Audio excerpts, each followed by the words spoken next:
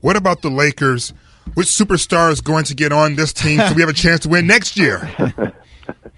Well, I mean, we know who they're going after. How these playoffs finish for LeBron James, how they finish for Paul George, it always impacts people's decisions. It's the last thing a player has to think about before they go into that gap between the end of the regular season and the playoffs. But the Lakers' plan is, I mean, everyone's known it, and it hasn't changed. You know, they want to get both of them.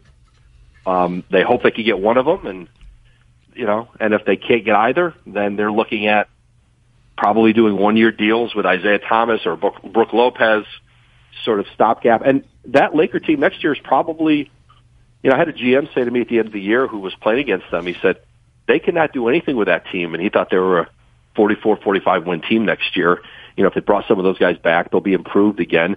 If they have a healthy Lonzo Ball, maybe a more in shape Lonzo Ball, more in NBA shape, if he has a strong summer and can stay on the court more, that's a team that, will make a jump regardless. But in LA, the expectations are not to be winning in the mid-40s. They want a championship contender, and that's going to take, I think, a lot of good fortune and free agency to be able to get both those guys, or to even get one of them. Either of those players certainly, transforms your team. You keep mentioning two names. You haven't mentioned the third, Kawhi.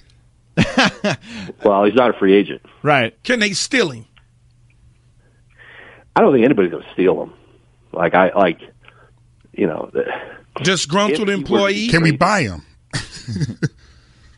Yeah, I mean, if you're the Lakers, you look at teams, does a team like the Lakers have to gut their infrastructure, gut the roster of their young players to make a trade like that? Does Boston, because they have the draft picks and they have, Boston is in position, whether it's Kawhi Leonard, whether it's Anthony Davis on the road, to be patient, to wait, to see if a player like that becomes available, and then to have the assets to do it. What really helped Boston was doing that Fultz trade, because they got another pick out of that. And having one more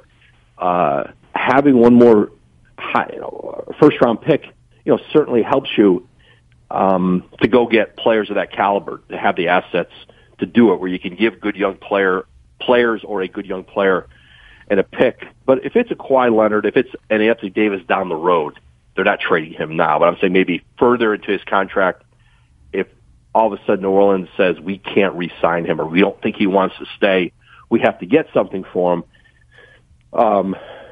Boston continues to be the one team that has the most assets to do it, but the Lakers do. They do have good young players and picks, but it's, those are not easy trades to make. And if either of those players ever get traded, you are going to have to give up a ton to get them. And you also have to know that player wants to re-sign with you, and you have to know that player wants to be there. And so, that's the other hurdle that it is. You're not going to trade for that player without, having a sense that he wants to resign. You're not going to give all those assets up.